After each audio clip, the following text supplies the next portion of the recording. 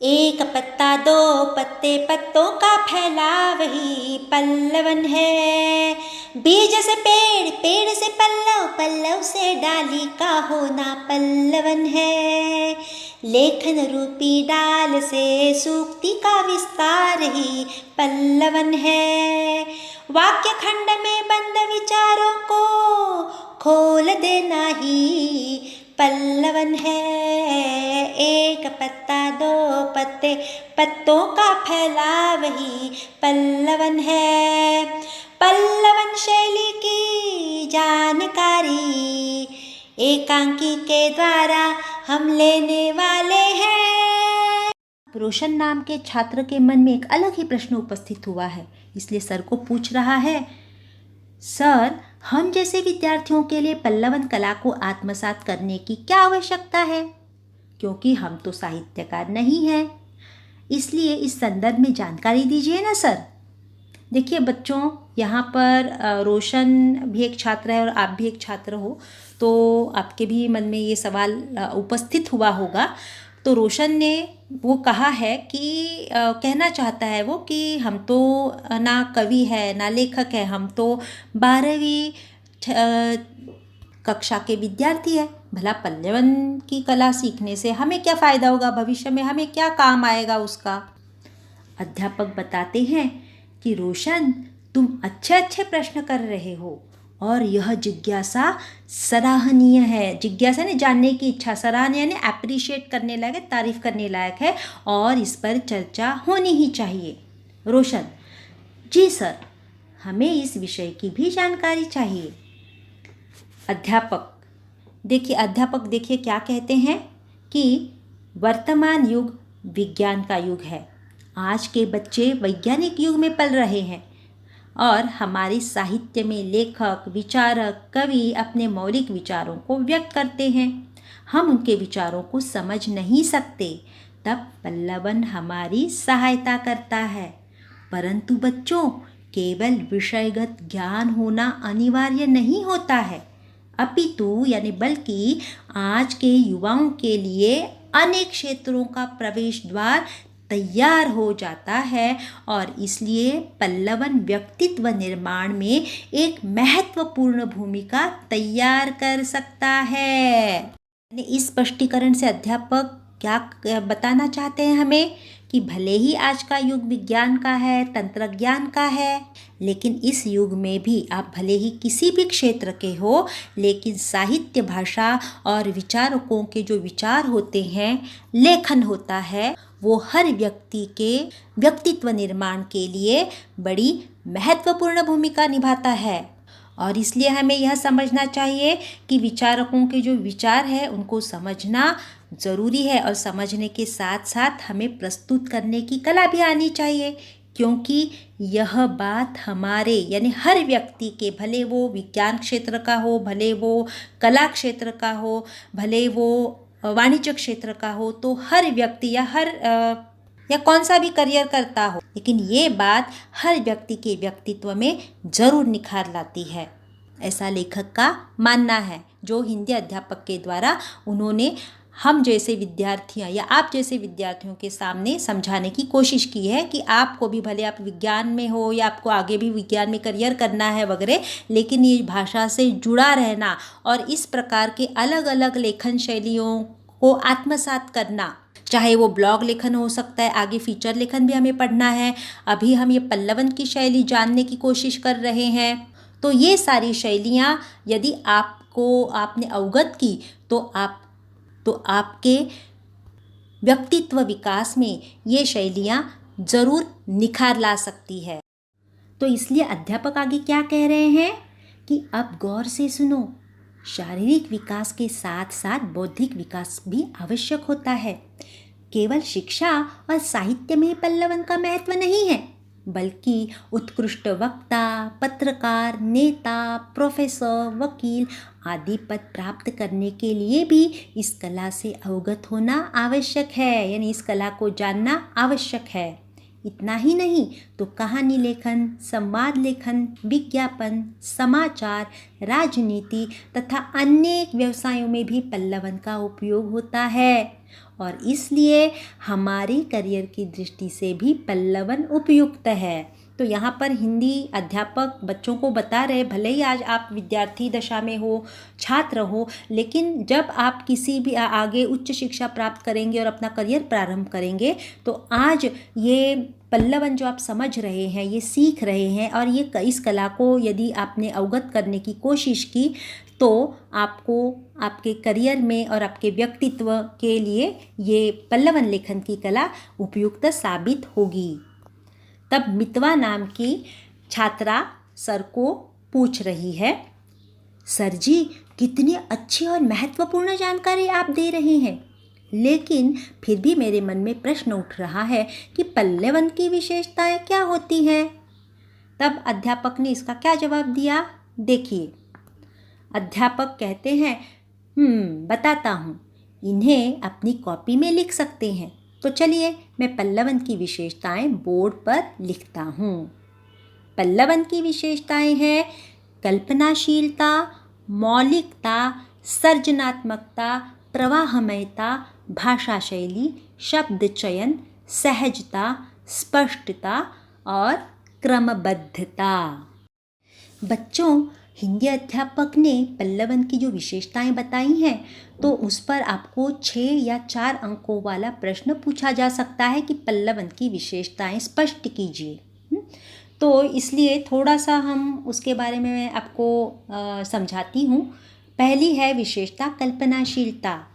तो उसका कल्पनाशीलता यानी कोई भी उक्ति हो या लोकोक्ति हो, सूक्ति दी जाती है तो उस लोकोक्ति को अर्थ या उदाहरण के माध्यम से स्पष्ट करते समय हमें क्या करना पड़ता है, कल्पना यानी क्रिएटिविटी का उपयोग करना पड़ता है। आगे की विशेषता है मौलिकता। अभी मौलिकता किसे कहते हैं, तो ये जो लोकोक्ति या उक्ति या काव्य पंक्ति होती है जो पल्लवन में दी जाती है तो ये बेमतलब की नहीं होती है, वो मौलिक और मूल्यवान होती है, यानी बहुत महत्वपूर्ण होती है। तो उस मौलिकता को ध्यान में रख के हमें क्या करना है, रखकर उसका उदाहरण देना चाहिए। अगली विशेषता है सृजनात्मकता। सृजन का मतलब होता है निर्माण करना, क्रिएट करना। तो हमारे मन में कोई मौलिक विचार उस उक्ति के बारे में जब आते हैं, जब हम सोचते हैं, चिंतन करते हैं तो वहाँ लिखना आवश्यक होता है। अगली विशेषता है प्रवाहमयता। मतलब प्रवाह यानी बच्चों फ्लो का होना, धारा प्रवाह होना, कि पल्लवन लिखते समय भाषा प्रवाहमयी होना, नेचुरल होनी चाहिए, प्रवाहमयी होनी चाहिए। जैसे नदी जो है वो बहती है, नदी का प्रवाह कैसे आगे आगे बहता है, तो भाषा भी लिखते समय वैसे ही प्रवाहमयी होनी चाहिए। तो उसी अंदाज में लेखन की जो शैली होती है उसे प्रवाहमयता कहते हैं। भाषा शैली, भाषा यानी लैंग्वेज, शैली यानी पद्धति या स्टाइल, यानी लिखने की पद्धति जो है वो हम आगे देखने ही वाले हैं, क्योंकि अभी अगला जो मुद्दा आने वाला है भाषा शैली पर। शब्द चयन यानी सिलेक्शन करना, चुनाव करना। तो सही शब्दों का चुनाव और उचित शब्दों का चुनाव पल्लवन करते समय होना बहुत ज़रूरी है। सहजता, तो पल्लवन में लेखन जो होता है पल्लवन का वो नैसर्गिक और नेचुरल वे से होना चाहिए, सहज और सरलता से होना चाहिए। बड़े बड़े अलंकारिक शब्दों का उपयोग करने की पल्लवन में बिल्कुल ज़रूरत नहीं है। अगली विशेषता है स्पष्टता, यानी हम जो कुछ लिख रहे हैं पल्लवन में उसमें से भाव, इमोशन स्पष्ट होने चाहिए। और अंतिम विशेषता है पल्लवन की क्रमबद्धता। क्रमबद्धता यानी सीक्वेंस, विचारों का जो प्रस्तुतिकरण हम लेखन के माध्यम से कर रहे हैं तो उसमें सीक्वेंस होना, उसमें क्रम होना, सही तरीके से क्रम होना ज़रूरी है। अब आगे एक लड़की अध्यापक जी को पूछ रही है कि सर जी, क्या पल्लवन लिखने की कोई अलग शैली होती है? अध्यापक कहते हैं, हाँ, पल्लवन लिखने की निम्न शैलियाँ प्रचलित हैं। बच्चों, आपको पल्लवन की शैलियों पर 4 अंकों वाला प्रश्न पूछा जा सकता है, जिसका उत्तर इन 2 जो मुद्दे दिए हैं उस पर आधारित है। ये 2 मुद्दे जो है वो उसका उत्तर है। तो तो पढ़ते हैं पहला मुद्दा, पहला तरीका कौन सा है, पहली शैली कौन सी है। तो इसमें पहली शैली में विषय प्रवर्तन प्रथम वाक्य से ही प्रारंभ हो जाता है। इसमें इधर उधर बहकने एवं लंबी चौड़ी भूमिका बनाने की कोई आवश्यकता नहीं होती। प्रथम वाक्य से ही श्रृंखलाबद्ध यानी क्रमबद्ध ढंग से, सीक्वेंस से, रोचकतापूर्ण यानी क्या मतलब, उसमें मनोरंजकता भी होनी चाहिए और उत्सुकता भी होनी चाहिए, जिज्ञासा पैदा होने वाली।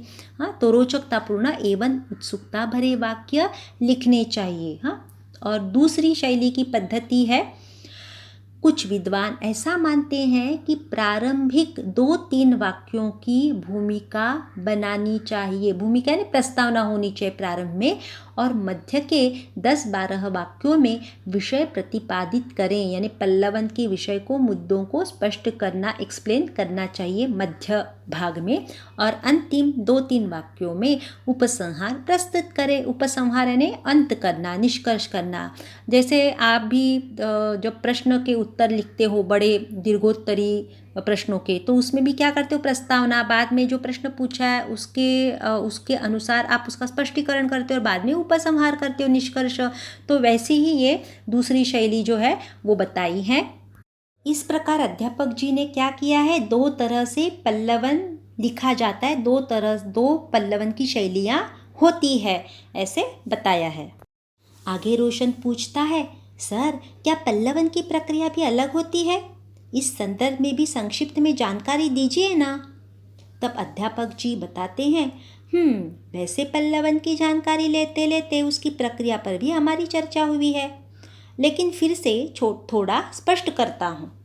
देखिए बच्चों, आगे अध्यापक जो हैं वो प्रक्रिया के बारे में और स्पष्ट रूप से हमें बता रहे हैं, और 3 मुद्दों में बताया है उन्होंने, प्रक्रिया स्पष्ट की है। तो इस पर आपको 6 या 4 अंकों वाला लघुत्तर या दीर्घोत्तरी प्रश्न पूछा जा सकता है। तो यहाँ पर जो बात अध्यापक जी ने कही है उसी का आधार बनाकर आप उत्तर लिख सकते हो। तो आइए हम पहला मुद्दा देखते हैं, क्या बता रहे हैं अध्यापक जी।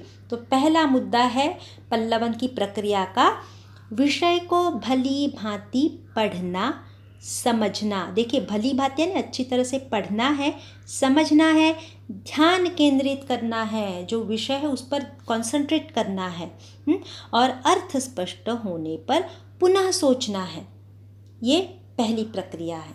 अब दूसरी प्रक्रिया हिंदी अध्यापक क्या बता रहे हैं, तो विषय की संक्षिप्त रूपरेखा बनाना। संक्षिप्त यानी छोटी, कम से कम शब्दों में रूपरेखा यानी फॉर्मेट बनाना, ढांचा बनाना, और वो रूपरेखा बनने के बाद उसके पक्ष विपक्ष में सोचना, यानी उसके पक्ष के बारे में, पक्ष यानी फेवर और विपक्ष यानी अपोजिट। पक्ष विपक्ष ये दोनों विरुद्धार्थी शब्द हैं, विलोम शब्द हैं। तो पक्ष यानी फेवर में भी सोचना है और विपक्ष यानी अपोजिट भी सोचना है, सकारात्मकता और नकारात्मकता दोनों तरह से सोचना है जो हमने रूपरेखा बनाई है। और फिर विपक्षी तर्कों को, यानी जो विरुद्ध, जो नकारात्मक पक्ष है, तो विरुद्ध तर्कों को काटने हेतु तर्कसंगत विचार करना। तर्कसंगत यानी लॉजिकली विचार करना, और उसके बाद तर्कसंगत तथा सम्मत यानी सही तरीके से, जो सही है, सम्मत विचारों को संयोजित करना ने नियोजन करना उसका, और असंगत विचारों को, यानी जो बेमतलब के है या जिसके पीछे कोई लॉजिक या तर्क नहीं है, ऐसे असंगत विचारों को हटाकर अनुच्छेद तैयार करना। अनुच्छेद यानी परिच्छेद तैयार करना। अब तीसरी प्रक्रिया क्या है, तो तीसरी प्रक्रिया अध्यापक बता रहे हैं कि शब्द पर ध्यान देकर शब्द सीमा के अनुसार पल्लवन करना। देखिए बच्चों, यहाँ पर शब्द सीमा है, निबंध में इतनी शब्द सीमा की मर्यादा नहीं होती है, लेकिन पल्लवन में शब्द सीमा का ध्यान रखना अनिवार्य है। तो इसलिए शब्द सीमा की बात किया, और अंत में लिखित रूप को पुनः ध्यान देकर पढ़ना। और एक बात विद्यार्थियों, पल्लवित किए जा रहे कथन को परोक्ष कथन और भूतकालिक क्रिया के माध्यम से अन्य पुरुष में कहना चाहिए। उत्तम तथा मध्यम पुरुष का प्रयोग पल्लवन में नहीं होना चाहिए। यहाँ पर जो परोक्ष कथन का अर्थ है अनुपस्थित। हाँ, परोक्ष कथन है अनुपस्थित कथन। अब आगे रोशन कहता है, सर जी अब तो हम पल्लवन लिख सकते हैं, आप हमें पंक्तियाँ दीजिए और हम पल्लवन तैयार करेंगे। देखिए बच्चों, यहाँ पल्लवन की प्रक्रिया समझाने के बाद छात्र बहुत खुश हो जाते हैं और खुद लिखने के लिए तैयार हो जाते हैं। लेकिन अध्यापक उनको आगे क्या बता रहे हैं हम देखते हैं। अध्यापक कहते हैं, अरे रोशन इतनी जल्दी मत करो, पहले उदाहरण के लिए मैं आपको 1-2 पल्लवन खुद बनाकर देता हूँ, ठीक है ना? तो सारे विद्यार्थी कहते हैं एक साथ, जी सर। अध्यापक, चलो एक एक करके आपको जो कविता, दोहे, चौपाई जो भी याद है उसे कहिए, मैं उनका पल्लवन तैयार करके दिखाता हूँ। कुछ पल बीतते हैं और कुछ क्षणों के पश्चात क्या हुआ, नहीं सूझ रहा है? चलिए पहला उदाहरण मैं ही आपको बताता हूँ। जैसे निम्न पंक्ति का पल्लवन करते हैं। न रहो न निराश करो मन को। नर यानी मनुष्य हो, हाँ, और तुम मनुष्य प्राणी हो और सारे प्राणियों में सर्वश्रेष्ठ जन्म मनुष्य का होता है, तो मन को निराश नहीं करना है, क्योंकि क्या है, मनुष्य बुद्धिमान प्राणी है, उसके पास भी अद्भुत शक्ति होती है और संकट आने पर उसे निराश नहीं होना चाहिए। तो डटकर क्या करना है, सामना करना है, आगे बढ़ना है, ऐसे इस उक्ति का मूल अर्थ है। और इस पर क्या करना है, पल्लवन लिखना है। तो देखते हैं कि पल्लवन ये जो उक्ति है, ये सूक्ति है, न रहो न निराश करो मन को, तो हिंदी अध्यापक किस तरह पल्लवन बनाकर दिखाते हैं छात्रों को। यह सार्वभौमिक सत्य है, सार्वभौमिक यानी सार्वत्रिक सत्य है कि मनुष्य संसार का सबसे अधिक गुणवान और बुद्धि संपन्न प्राणी है। वह अपनी अद्भुत बुद्धि एवं अपने कौशल के बल पर इस संसार में महान से महान कार्य कर अपने साहस और सामर्थ्य का परिचय दे चुका है। शांति, सद्भाव और समानता की स्थापना के लिए वह प्रयासरत रहा। इन सबके पीछे उसका आंतरिक मानसिक बल ही था। चूँकि मनुष्य विधाता की सर्वोत्कृष्ट एवं सर्वाधिक गुणसंपन्न कृति है, अतः उसे अपने जीवन में कभी निराश नहीं होना चाहिए। यह तो मनुष्य का जीवन है कि जहाँ उसके जीवन में सुख है और वहाँ दुख भी है, लाभ है तो हानि भी है, और सफलताएं हैं तो असफलताएं भी हैं। यदि उसका मन ही पराजित हो जाएगा, थक जाएगा, तो इस धरा को स्वर्ग सा कैसे बना पाएगा? उसके यानी मनुष्य के मन की इसी संकल्प विकल्पमयी साहसिक शक्ति को उसका मनोबल कहा जाता है। देखो, यह संकल्प विकल्पमयी ये जो शब्द है वो विलोम शब्द है, विरुद्धार्थ है। संकल्प यानी कोई बुरी आदत छोड़ने की जो हम प्रतिज्ञा करते हैं ना मन में, और विकल्प उसके विरुद्ध यानी एक्सक्यूज़, या हम बहुत सारे बहाने बनाते हैं। तो आगे, जो उसे हर समय श्रेष्ठ बनने हेतु कर्म के लिए प्रेरित करता है। आगे गीत नाम का छात्र सर को बता रहा है कि जी सर, अब हमें समझ में आ गया है। सर, मैं एक सूक्ति जानता हूँ, क्या आप उसका पल्लवन करके दिखाएंगे? अविवेक आपदाओं का घर है। देखिए, यहाँ पर अविवेक का अर्थ होता है सही गलत का निर्णय जो जब हम नहीं कर पाते हैं ना, सत्सद विवेक बुद्धि खो बैठते हैं, हाँ, तो उसे अविवेक कहते हैं। और आपदा यानी संकट। अध्यापक इस सूक्ति पर कैसे पल्लवन करके दिखाया है वो हम देखते हैं। तो पल्लवन: विवेक, बुद्धि और ज्ञान मानव की बौद्धिक संपदा है। मानव जब कोई निर्णय लेता है तो उसे सत असद कारिणी बुद्धि की आवश्यकता होती है। विचार शून्य किए गए कार्य कष्टदायक होते हैं। मानव की सफलता के पीछे उसका विवेक कार्य करता है। हमें सोच विचार कर ही कोई कार्य करना चाहिए। बिना विचारे किया गया कार्य पश्चाताप का कारण बनता है। इसलिए हमें जो भी कहना है उसका मनन करें, चिंतन करें।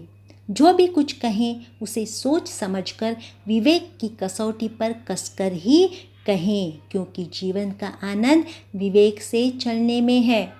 अविवेकी मूर्खतापूर्ण कार्य करता हुआ अपने जीवन को स्वयं विपत्तियों से भर लेता है।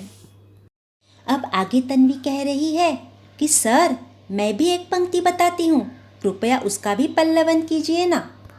देखिए, यहाँ पर छात्रों में जिज्ञासा अब काफ़ी बढ़ चुकी है और पल्लवन के बारे में जानकारी हासिल करने के लिए, और बहुत ही चाव से सारे छात्र सुन रहे हैं अध्यापक जिस प्रकार से पल्लवन करके उन्हें एक एक विषय पर बता रही हैं।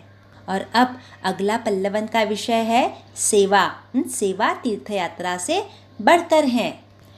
अध्यापक, सेवा परमो धर्म है, इस भावना को कौन नहीं स्वीकारता, किंतु जब इस भाव को की अवहेलना की जाती है, अवहेलना का मतलब यहाँ पर है इंसल्ट करना, अपमानित करना या उसको अनदेखा करना, तब समाज में स्वार्थ और तनाव की स्थिति उत्पन्न हो जाती है।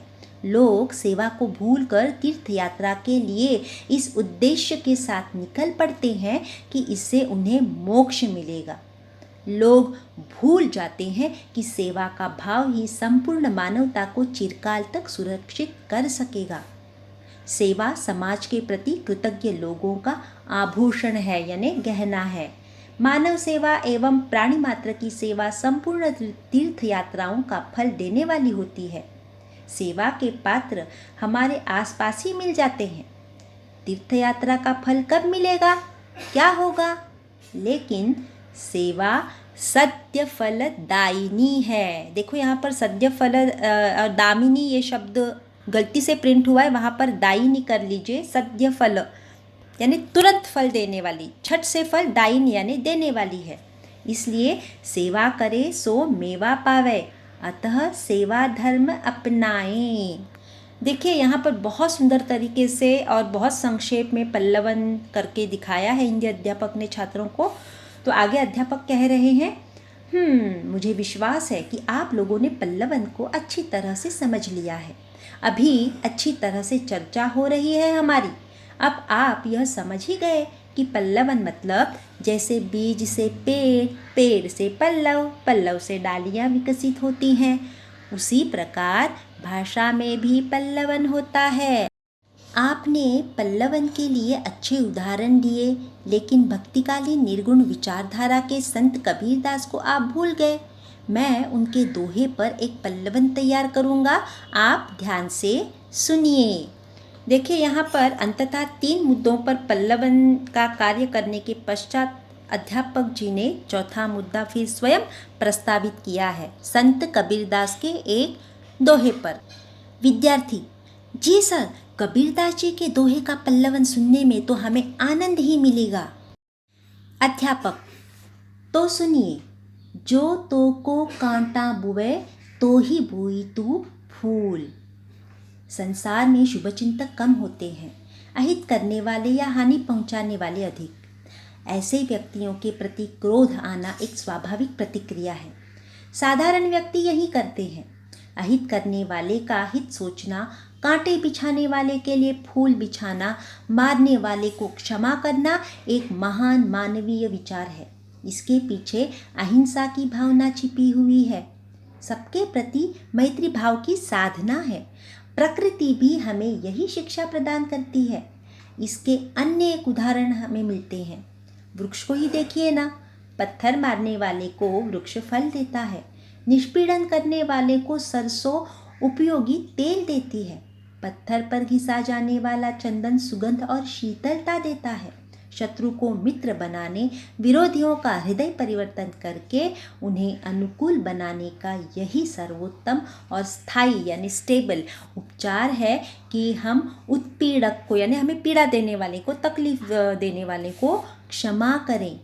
जो हमारा अपकार करता है यानी नुकसान करता है या कृतघ्न होता है, तो हम उसका भला करें, उसके मार्ग को निष्कंटक बनाएं। निष्कंटक यानी बिना कांटे का बनाएं, अच्छेपन से पेश आए उसके साथ भी। उसमें फूल बिछा दें। फूल बिछाने वाला सदैव लाभ में ही रहता है। कांटा बिछाने वाला स्वयं भी उसमें उलझकर घायल हो सकता है। महान पुरुषों का भी यही मत है। अतः हम अपकारी के साथ उपकार करें। अपकारी का मतलब नुकसान पहुंचाने वाले के साथ भी हमें उपकार करना है, यानी अच्छेपन से पेश आना है, उसे मदद करनी है। तो देखिए बच्चों, यहाँ पर भी अध्यापक जी ने कबीर की इस सूक्ति का दोहे की एक छोटी सी पंक्ति को लेकर पल्लवन हमें अच्छी तरह से समझाया है, बहुत ही सरल भाषा में समझाया है। अब आगे रोशन कहता है, सर जी पल्लवन तो बड़ा रोचक होता है। लड़की, हाँ, आज तक पल्लवन से डर ही लगता था, पर आज तो सारा डर निकल गया। अब हम अच्छी तरह से पल्लवन कर सकते हैं। गीत, जी सर, आपका बहुत बहुत धन्यवाद। फिर से पल्लवन विषय का सविस्तर पुनरावर्तन कराकर विषय से संबंधित सारी आशंकाओं को आपने दूर किया। पुनरावर्तन का मतलब है रिवीजन करके। शीतल, जी सर, मैं पूर्ण प्रश्न पत्र को आसानी से लिखकर अच्छे अंक अब प्राप्त कर सकती हूँ और यह आत्मविश्वास अब मुझे प्राप्त हो गया है। अध्यापक, मुझे भी खुशी हुई कि आपने पल्लवन के संदर्भ में इतने सारे प्रश्न किए। चलो, आज बहुत जानकारी मिली है आपको। साहित्य की ऐसी ही रोचक जानकारी हम लेते रहेंगे।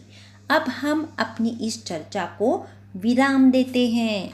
तो बच्चों, यहाँ पर यह पाठ यहीं समाप्त हो जाता है। तो हमने देखा कि हिंदी अध्यापक ने पल्लवन को बड़े ही सरल और रोचक तरीके से छात्रों को समझाया है, उनके शंकाओं का निराकरण किया है और 4-5 विषयों को, छोटी छोटी सूक्तियों को लेकर उनको पल्लवन करके भी दिखाया है बड़ी सरल तरीके से, कैसे लिखना है पल्लवन। और छात्रों ने भी बड़े सरल तरीके से पल्लवन की प्रक्रिया, लिखने की प्रक्रिया, विशेषताएं, शैलियाँ वो जानकर पल्लवन कैसे लिखा जाता है व्यावहारिक रूप से, प्रैक्टिकली, यह भी बड़ी सरलता से समझ लिया है। तो उम्मीद करती हूँ कि इस पाठ में दी गई जानकारी के आधार पर आप भी पल्लवन की प्रक्रिया को समझ गए होंगे और किसी सूक्ति पर यदि आपको विषय दिया जाएगा पल्लवन लिखने का, तो आप भी लिख